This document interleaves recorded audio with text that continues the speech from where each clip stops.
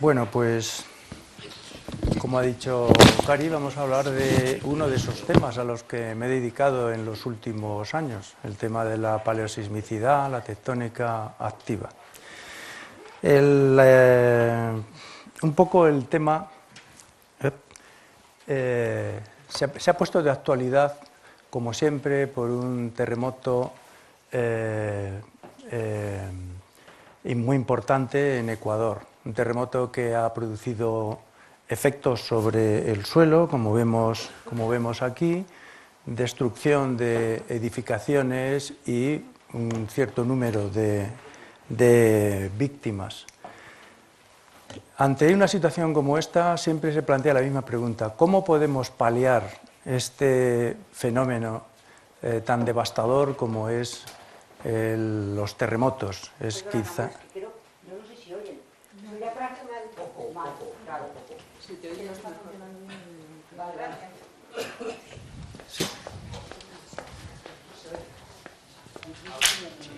Sí. ¿Se me oye ahora? ¿Estoy hablando muy bajito o esto? Ya no sé dónde meterlo. Bueno, yo tengo que seguir de todas formas, pase lo que pase. La cuestión es cómo podemos paliar estos daños. En este momento, con el conocimiento que se tiene, que es, como veremos, bastante profundo, de cómo se generan los terremotos, cómo son las estructuras que forman los terremotos, la predicción no es posible. No podemos decir el día, el mes, ni a veces ni el año en que se va a producir un terremoto. La vía razonable es la prevención. La prevención es lograr que la construcción de edificios sea resistente al terremoto. Para ello se elaboran en todos los países en donde hay posibilidad de hacerlo las normas sismorresistentes. Y también pues, tener planes de protección civil, que es lo que se trata cuando se produce el terremoto. Como veremos, se puede hacer algo de predicción, pero no en el estilo detallado del día, la hora, etc. Para poder llegar a la prevención tenemos que ser capaces de contestar a varias preguntas. Una de ellas es ¿dónde y por qué se producen? Esto representa localizar las fuentes de los terremotos. Son estructuras geológicas, zonas de subducción, fallas, etc. ¿Cuándo se producen los terremotos? ¿Estamos cerca de un terremoto? ¿Cuánto tiempo hace que se produjo el último terremoto en una zona? ¿Cuál es el periodo de recurrencia? Cuando tenemos este tipo de cuestiones resueltas podemos empezar a pensar en qué es lo que se puede hacer en esta situación. Finalmente, ¿cuáles son las características de los terremotos? ¿Cuáles son las magnitudes que podemos esperar? ¿Cuál es el potencial de las estructuras geológicas? Todo esto requiere un aumento del conocimiento científico, conocimiento geológico de estas estructuras. Concretamente, el caso de Ecuador pues, explica por qué está el país ubicado en una zona de contacto entre dos placas litosféricas, la placa de Nazca y la placa de Sudamérica. La primera se introduce por debajo de la anterior, hay una zona de contacto de las dos placas, una interfase, y en esa zona es donde se ha generado el terremoto, allí es donde hay energía suficiente para generar terremotos. Hay que decir que en Ecuador hay fallas también dentro del país, en lo que es la placa superior, que son activas y que pueden ser fuentes de terremotos. Lo que hemos visto en estos días es solo una de las posibilidades, posiblemente la más peligrosa, la de la zona de subducción. Finalmente, en Ecuador, lo que se ha visto claramente es que la edificación no está preparada para terremotos de este tipo, pero esto se justifica porque han hecho una norma sismorresistente, pero está recién terminada, publicado en los años, pues empezaron en el 2001, me parece, ya los estudios, pero 2014, 2015, donde ya se ven publicados documentos que se puedan utilizar. El terremoto de Ecuador, de este último terremoto, está dentro de la placa de Sudamérica. Esto que vemos aquí es la fosa entre la placa de Sudamérica y la placa de Nazca, es la línea de contacto de las dos placas. Esta placa se mete por debajo de esta otra y en la zona de contacto de las dos, en la parte superficial, los 70 kilómetros más superficiales, donde se han producido estos terremotos. Esto que ven aquí son epicentros de terremotos históricos. El terremoto que se ha producido ahora es de una magnitud bastante apreciable, 7.8, esto significa que se ha liberado mucha energía y que para liberar esta energía ha tenido que haber una ruptura en una superficie relativamente grande. Es una zona muy sísmica, todos estos son epicentros de terremotos históricos y instrumentales. Este que veis aquí, que ven aquí, es el terremoto de ahora de abril, del 16 de abril, pero como vemos está en una zona francamente sísmica. Este es el contacto entre las dos placas, la placa de Sudamérica y la placa de Nazca. Esto es una sección. El terremoto se ha producido en esta parte superficial, el contacto entre la placa de Nazca que se introduce hacia abajo y la placa de Sudamérica. Esta representación nos marca, esta línea que ven aquí es el plano en el que se ha producido la rotura. Es un plano que está inclinado entre 16 y 20 grados. Es el ángulo con el que entra, aproximadamente 20 grados, esta placa por debajo de la placa sudamericana. La rotura se ha producido en una aspereza dentro de lo que es esta superficie. El deslizamiento de la placa de Nazca hacia abajo no es un proceso continuo y tranquilo. Esto solo ocurre en ciertas zonas. Esto que vemos aquí sería un modelo de la placa que desciende, porque hay zonas donde el contacto entre las dos placas está trabado. No se puede producir movimiento. Durante un cierto tiempo esto está acumulando energía hasta que llega un momento en que se vence la resistencia, rompe toda esta zona y se libera la energía que da lugar al terremoto. Este que vemos aquí es la cartografía de asperezas de este tipo, obtenidos por una serie de métodos, que no es cuestión de meternos ahora a discutirlos, pero se ve que el terremoto que se ha producido ahora recientemente corresponde a una de esas asperezas, una de estas asperezas que vemos aquí. Hay varias geometrías de estas posibles asperezas. La zona que ha roto pues, es una superficie de aproximadamente entre 100 y 160 kilómetros. Lees, a veces todavía no están hechos todos los cálculos muy precisos, pues 100, 120, 130 kilómetros de longitud y unos 60 kilómetros de anchura. Toda la energía concentrada en esa superficie se ha liberado. En parte se ha gastado en producir el movimiento y en parte en producir el terremoto. Este plano, como digo, es el que pone en contacto las dos placas. Hay que decir que no es el terremoto más grande que se puede dar en el Pacífico. Toda la zona del Pacífico está lleno de zonas de subducción donde hay terremotos de magnitudes muy por encima. 9, incluso el terremoto más grande que se conoce, más importante, el de Valdivia, de magnitud 9,5. Algunos terremotos muy conocidos en estos últimos años, el de Sumatra, el de Tohoku, que es el que produjo la crisis en la central nuclear de Fukushima. Allí lo que rompió, la placa pacífica se metía debajo de la placa de Eurasia, lo que rompió es una superficie que tenía 400 por 200 kilómetros. La energía que se liberó fue muy superior y la magnitud a la que se llegó, la magnitud 9, pues también bastante por encima. Esta era la situación. Es también un terremoto interplaca en una zona de subducción con una magnitud también bastante importante. Estas zonas de subducción producen terremotos muy importantes, pero la mayoría de los terremotos superficiales se pueden relacionar con otra estructura geológica, con las fallas. Las fallas son estructuras, son fracturas en la corteza o en la litosfera, depende la profundidad a la que lleguen, que tienen un desplazamiento, y fue precisamente en una falla, la falla de San Andrés, que está en la parte occidental de California, donde a raíz de un terremoto en 1906, el terremoto de San Francisco de 1906, se elaboró el modelo de rebote elástico para explicar lo que había ocurrido. Lo fundamental de este modelo es que se ha liberado energía de manera brusca en un evento de deslizamiento de la falla. Y esa energía que se ha liberado se ha estado acumulando durante un periodo más o menos largo de tiempo en forma de deformación elástica. esta falla, como digo, separa dos placas, la placa norteamericana y la placa pacífica. Es una falla subvertical que tiene un desplazamiento dextral. Norteamérica se mueve hacia el sureste y la placa pacífica hacia el noroeste. La zona que rompió para ese terremoto es esta que ven aquí. San Francisco está colocado ahí. Fue una zona de 432 kilómetros de largo. La anchura menor de lo que hemos visto para la zona de subducción de Japón, de Tohoku. La magnitud del terremoto fue bastante importante, 7,9, pero esta falla está rompiendo en distintos puntos. Precisamente hay una zona, esta que ven aquí, que corresponde a la zona que rompió la falla de San Andrés en 1989 y produjo un terremoto, el terremoto de Loma Prieta.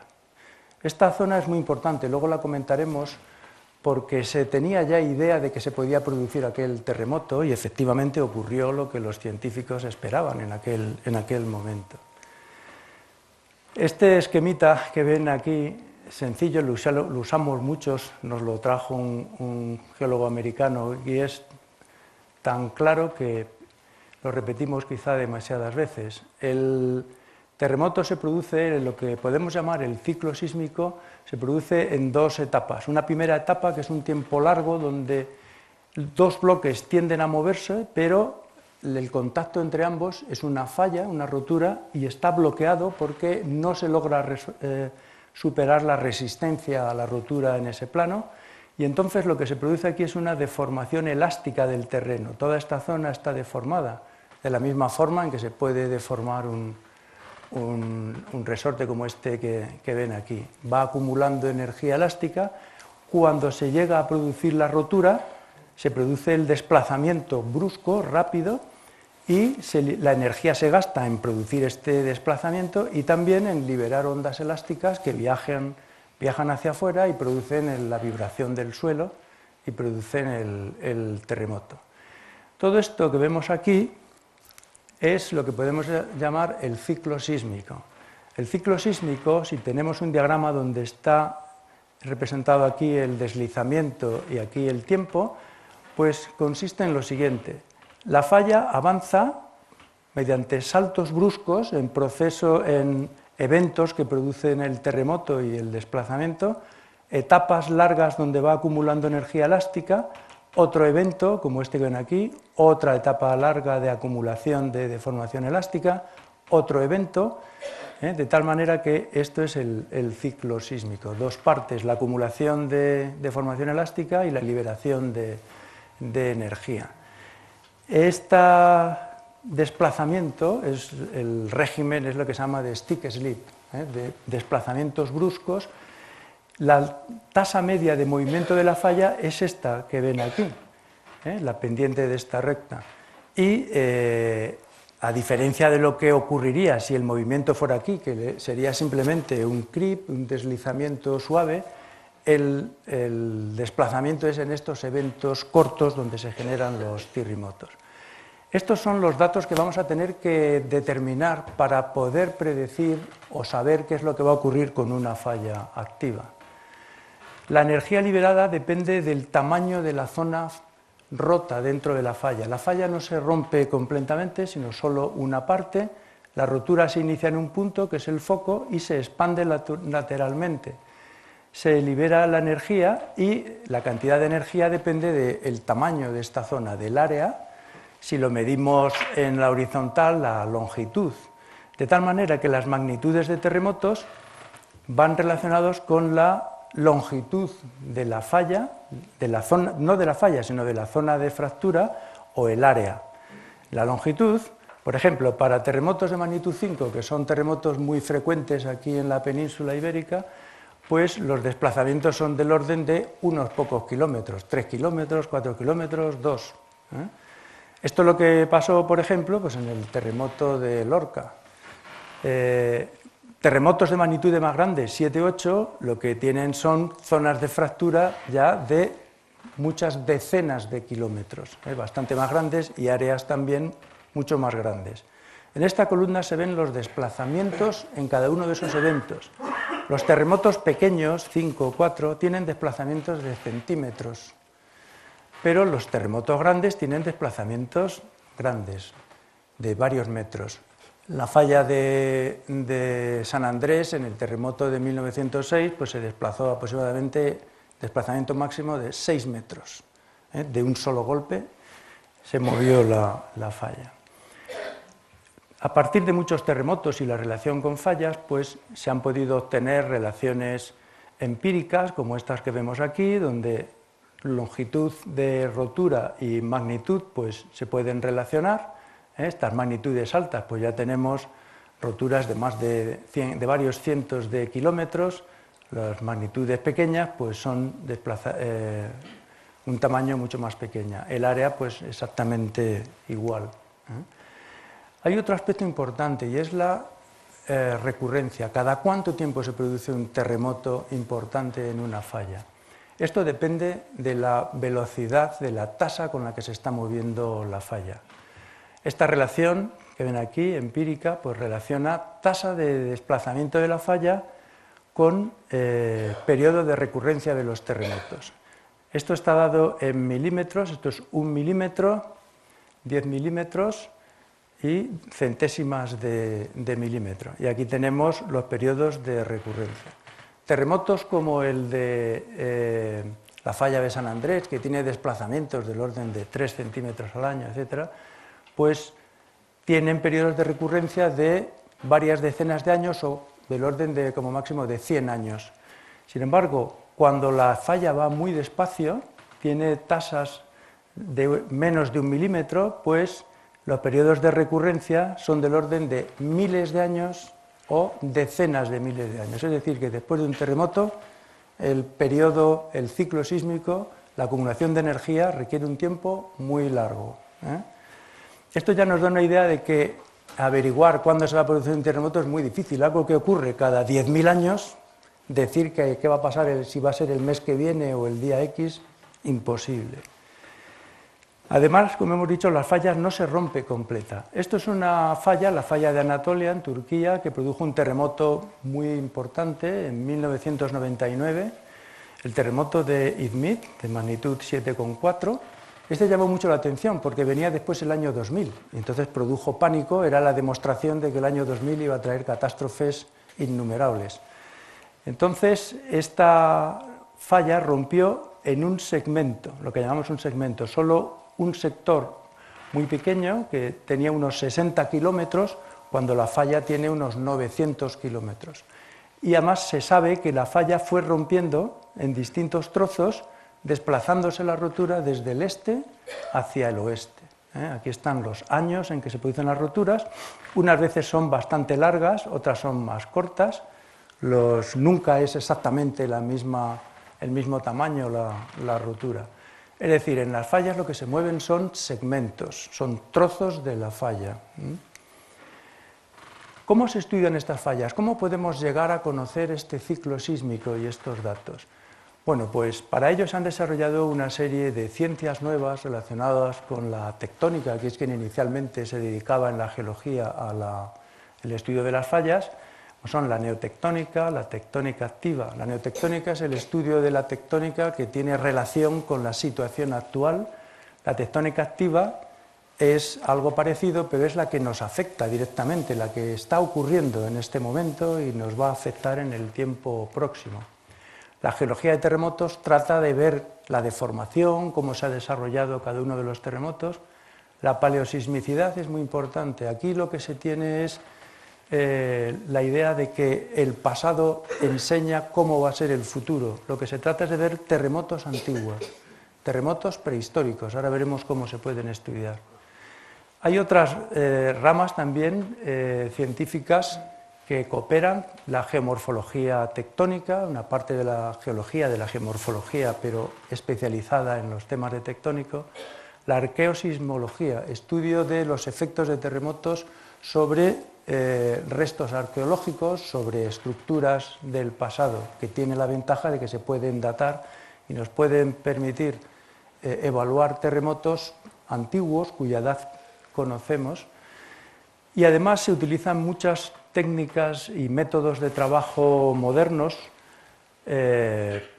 como son, por ejemplo, técnicas muy especiales de datación de materiales y de niveles geológicos, la interferometría de radar por satélite, donde se permiten calcular las deformaciones que se producen como consecuencia de un terremoto, es lo que decía que es la geología de los terremotos, y algo que está siendo fundamental, que son las medidas mediante GPS, de gran precisión, y que lo que trata es medir desplazamientos del orden de milímetros o centímetros.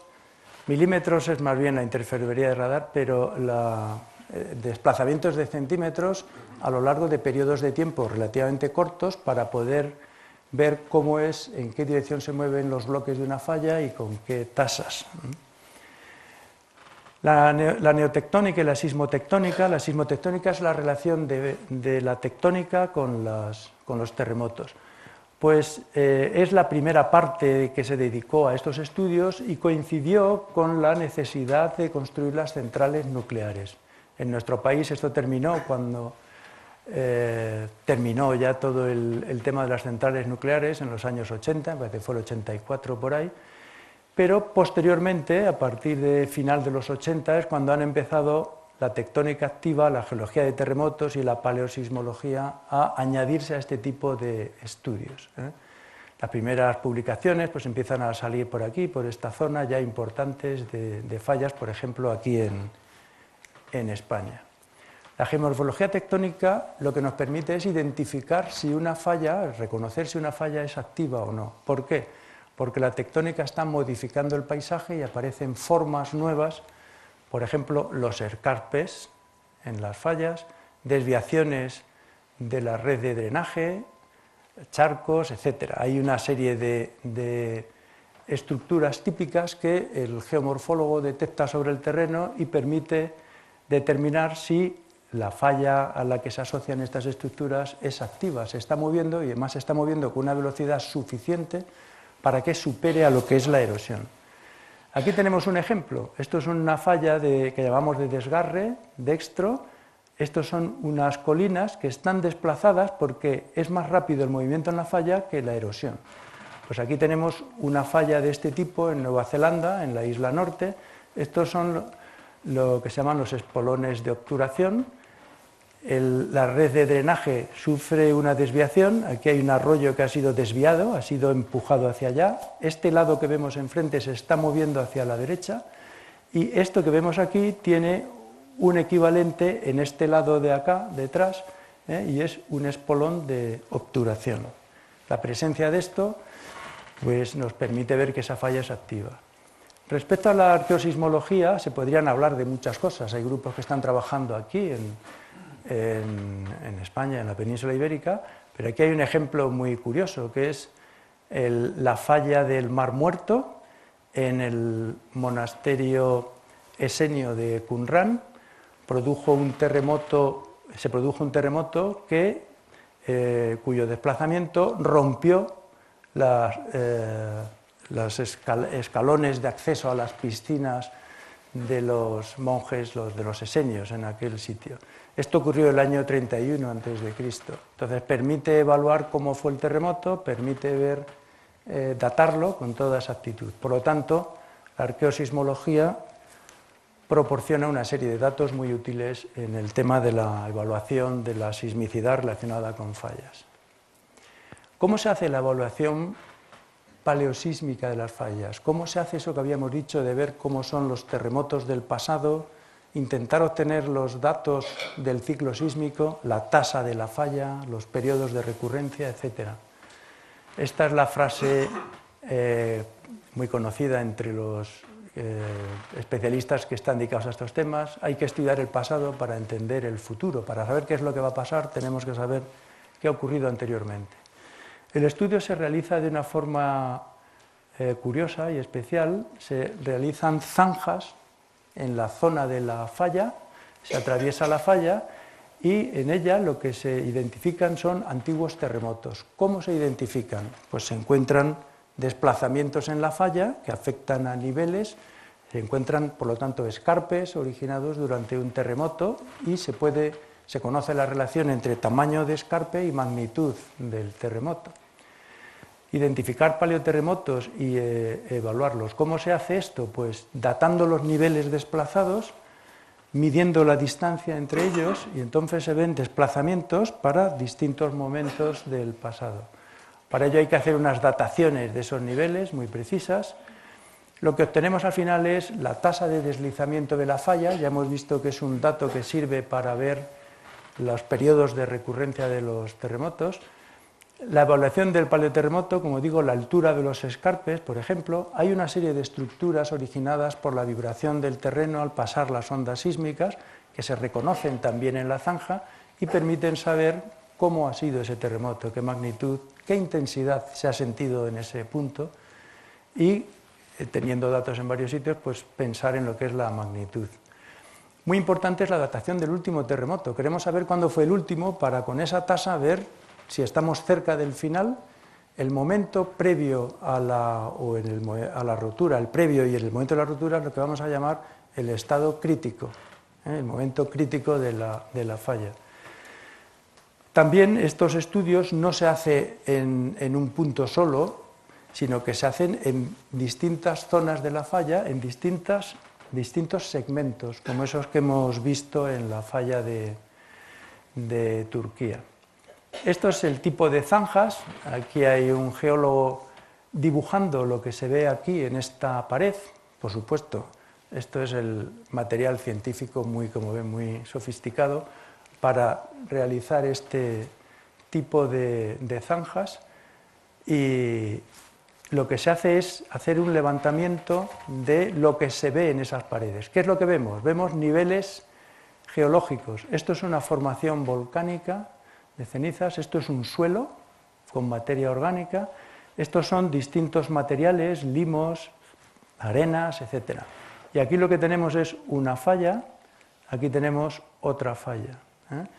Estas fallas desplazan unos niveles de los que se obtienen muestras, se hace una datación y tenemos desplazamiento de estos niveles, el tiempo, la edad que tenía el nivel, y podemos establecer para el momento del terremoto cuánto ha sido el desplazamiento. Haciéndolo en varios niveles distintos podemos determinar cuál es la tasa media de movimiento de la falla.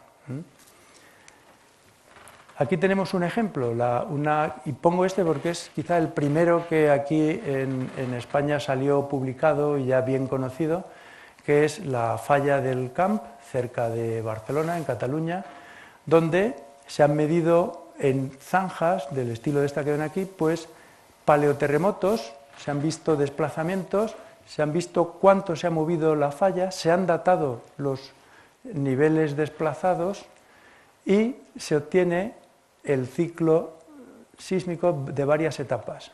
Aquí es llamativo, primero, la tasa media de movimiento de la falla, 2 centésimas de milímetro. Esto es una tasa muy típica en las fallas españolas, son más bien lentas. Aquí tenemos los desplazamientos en cada uno de estos eventos, pues son del orden de 1 metro y pico, 2 metros, y aquí tenemos también la separación temporal en cada uno de los terremotos, 30.000 años, 14.000, 50.000, 9.000 años. Como vemos, periodos de recurrencia como muy largos. Los segmentos de falla donde se han obtenido estos datos pues tienen longitudes de 24 o 14 kilómetros. Si vamos al diagrama ese que veíamos, la relación entre longitud y magnitud, pues la magnitud de estos terremotos son de este orden, 6,4, 6,7. Esto es muy importante. En la falla de San Andrés, el año 1988, estudiando el segmento de Loma Prieta, se vio que la falla había producido ya un deslizamiento, o sea, un periodo de tiempo de acumulación de energía y se predijo que se produciría un terremoto de magnitud 7 con una probabilidad del 30% en un periodo de unos 30 años. La verdad es que no hubo que esperar tanto. Al año siguiente, en 1989, se produjo el terremoto de Loma Prieta, el salto que habíamos dicho, 35 kilómetros de rotura, 2,3 metros de desplazamiento y un terremoto de magnitud 6,9, prácticamente 7. Es decir, que se pudo prever lo que iba a ocurrir y más o menos cuándo podía ocurrir, pero fíjense que estamos hablando de un periodo de 30 años y ocurrió al principio de lo que estaba previsto. O sea, lo que no podemos es precisar mucho más allá. En cuanto a las técnicas nuevas de estudio, lo bueno sería tener tiempo para meterse con cuáles son estas técnicas, pero simplemente lo vamos a mencionar. Lo que hablábamos del radar, donde se logran desarrollar planos con la deformación del terreno del orden de milímetros o centímetros, los desplazamientos con GPS, las dataciones absolutas y un tipo de estudio muy interesante que es la cuantificación de la transferencia de esfuerzos.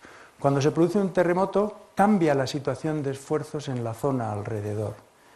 Ha descendido el esfuerzo en la zona de rotura, cambia toda la distribución de esfuerzos y entonces el esfuerzo aumenta en ciertas estructuras próximas y en otras disminuye. Aquellas en las que aumenta, el ciclo sísmico es adelantado. Vamos a ver cómo es esto. Esto es una falla en la que se ha producido una rotura, empezó aquí y ha roto toda esta zona.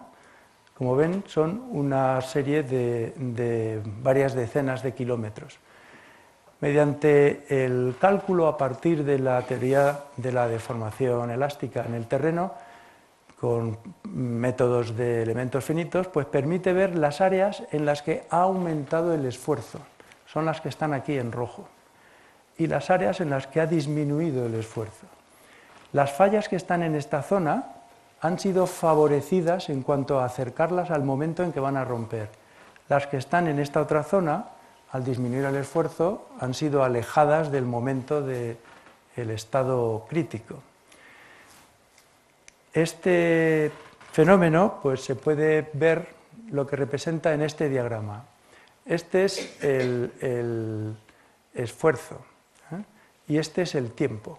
Imaginemos una falla que está moviéndose con una velocidad media que corresponde a esta recta que vemos aquí.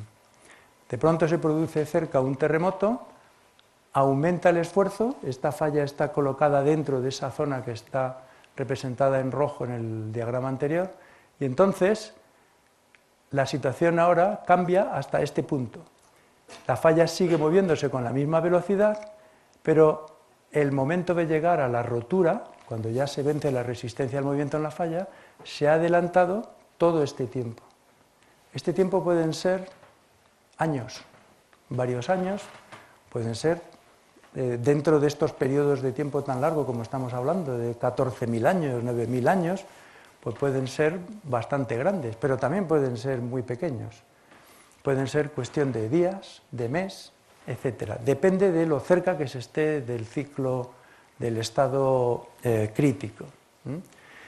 Este proceso, lo que se llama adelantamiento de la falla o triggering, son los terremotos adelantados. Ese terremoto se iba a producir, pero ha sido adelantado, ha ocurrido en otro momento. Esto es algo que ocurrió, por ejemplo, en El Salvador en el año 2001, cuando se produjo un terremoto en la zona de subducción entre la placa de Cocos, que se metía por debajo de la placa de Centroamérica. En el interior de la placa de Centroamérica hay una falla, la falla del Salvador, esta que ven aquí. Entonces, este terremoto, este es el mecanismo focal, la forma en la que se produjo la rotura de este terremoto en la zona de subducción, cambió el estado de esfuerzos e indujo un terremoto un mes después. Este primero se había producido en enero y este otro se produjo en febrero, exactamente un mes después. La falla quiere decir que estaba cerca del estado crítico. Al cambiar la situación, pues se había producido la rotura en todo este segmento que ven aquí. Este terremoto fue muy importante, produjo muchas víctimas, porque generó un proceso muy típico asociado a los terremotos, que son los deslizamientos. Deslizamiento de ladera que llevó todo este material por esta zona de aquí, las colinas, que está muy cerca de la capital de San Salvador, y produjo bastantes víctimas, en total como unas 1.259 víctimas, teniendo en cuenta los dos terremotos. Bueno, este produjo menos. Hay una serie de problemas especiales que tienen mucho que ver con esto que estamos hablando. La estabilidad de las centrales nucleares y los almacenamientos radiactivos. Si tenemos una falla activa cerca que puede producir un terremoto, puede producir una rotura en el terreno, pues es una peligrosidad que hay que tener en cuenta. Pero hay otras dos que son como más modernas, que son los almacenamientos de gas y el fracking, que no se sabe si se va a producir aquí, pero aquí se puede producir sismicidad inducida o adelantada. En la península ibérica hay muchos terremotos históricos destructivos. El último fue en 1884, de magnitud 6,7. Hay muchas fallas activas que se van conociendo cada vez mejor y todo esto ha dado lugar a unos estudios de fallas y una base de datos promovida por el Instituto Geológico y Minero, que es la base de fallas activas de edad cuaternaria. Cuaternarios son los tiempos recientes, 2 millones y pico de años. Las fallas que se han movido en ese periodo de tiempo son activas porque son susceptibles de moverse en el presente. Aquí tienen algunos terremotos, hay muchos más que se podrían poner, de los más destructivos en la península ibérica, Andalucía, Murcia, hacia el norte, Cataluña. Aquí hay esta lista, que no es ni mucho menos completa, pero lo que me interesa que vean son las magnitudes. Son magnitudes de 6,5, 6,7, 6,8, 6,6. Son magnitudes moderadas si lo comparamos con el terremoto de Tohoku o incluso con el de Ecuador, pero son ya importantes. Son del mismo tipo de esa falla del Camp que hemos visto en Cataluña. El terremoto de Lorca, un terremoto muy próximo en el tiempo, en 2011, está asociado a una falla activa, la falla de Alhama de Murcia, y produjo muchos daños cuando su magnitud pues, es muy baja, 5,1. Esto lo que nos dice es que es importante tener en cuenta los terremotos grandes, con magnitud grande, pero también los pequeños pueden producir problemas. Sería interesante discutir por qué esto, ¿no? Pero la realidad es que en España tenemos unas cuantas fallas como esta que vemos aquí.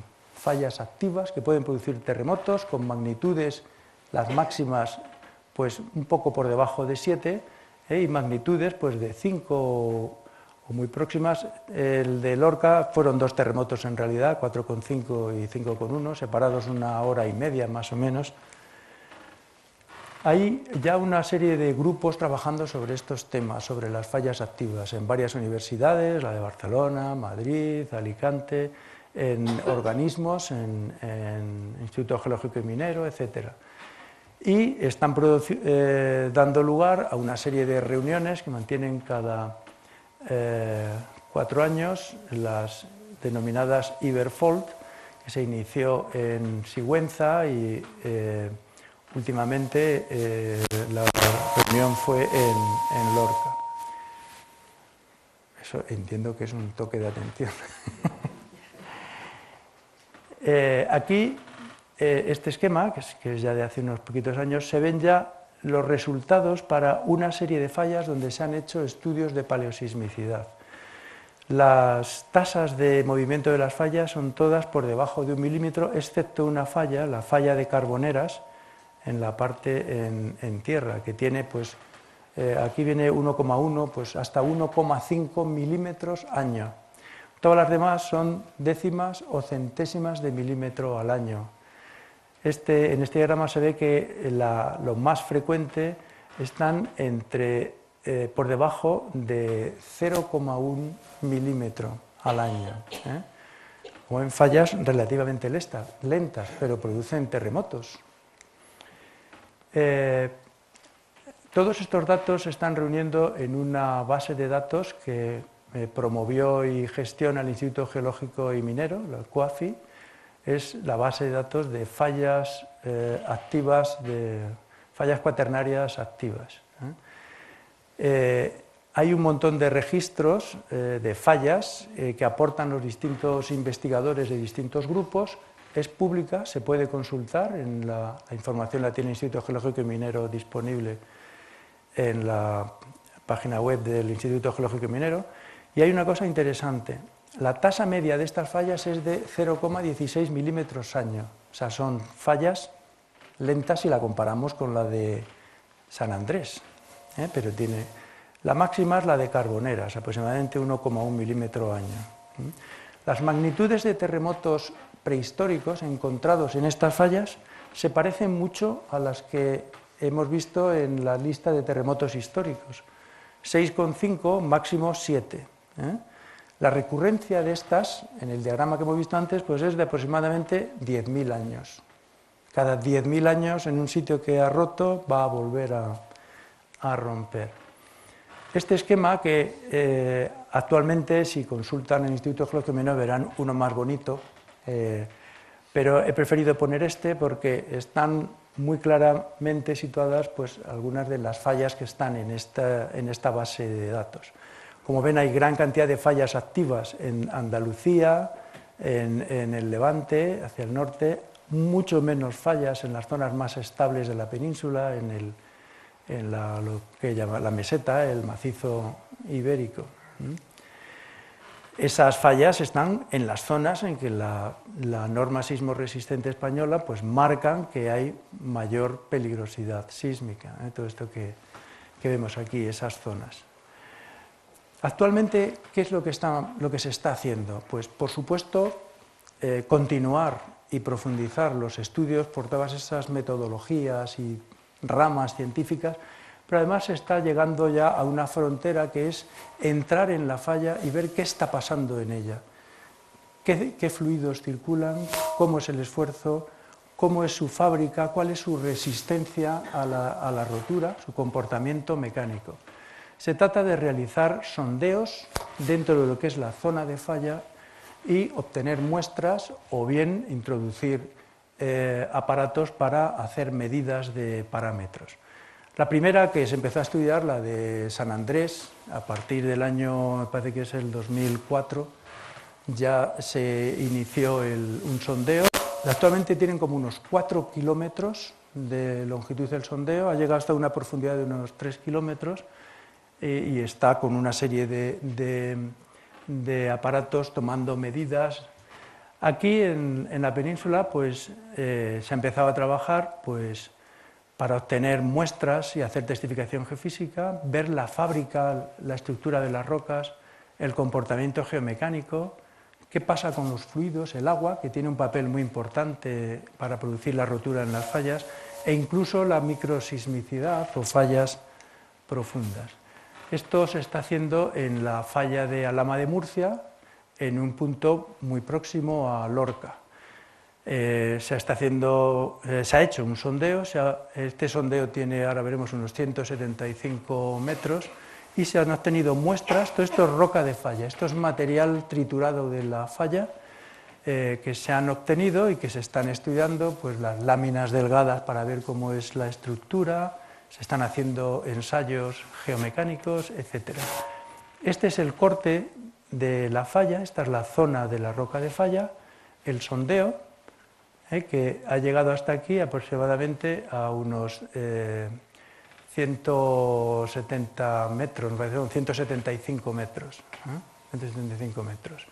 Se trata de ver la fábrica de la roca, la circulación de agua, el comportamiento geomecánico, etc. Con esto se espera conocer más sobre lo que son las fallas concretas. Estos estudios en Estados Unidos, por ejemplo, están en la zona de Parkfield, en una zona donde es un gap donde se espera que se produzca alguno de los terremotos próximos.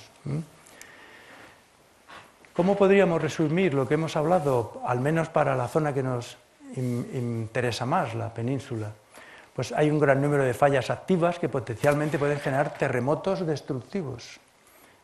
Hay varios centenares de muertos en terremotos de estos antiguos. Ahora los daños posiblemente serían también importantes, por lo menos desde el punto de vista económico. Hay una serie de problemas pendientes, las centrales, los almacenes, el fracking, si alguna vez hay. Las magnitudes son entre 6,6 y 7, tanto los históricos como los prehistóricos. Los periodos de recurrencia son altos, 1000, 10.000, incluso alguno casi 100.000 años. Y es necesario completar esta base de datos. Es fundamental para poder saber qué es lo que puede ocurrir en el futuro, como consecuencia del movimiento de alguna de estas fallas, e investigar, si se puede, los procesos físicos ya en el interior de las fallas. Nada más, muchas gracias.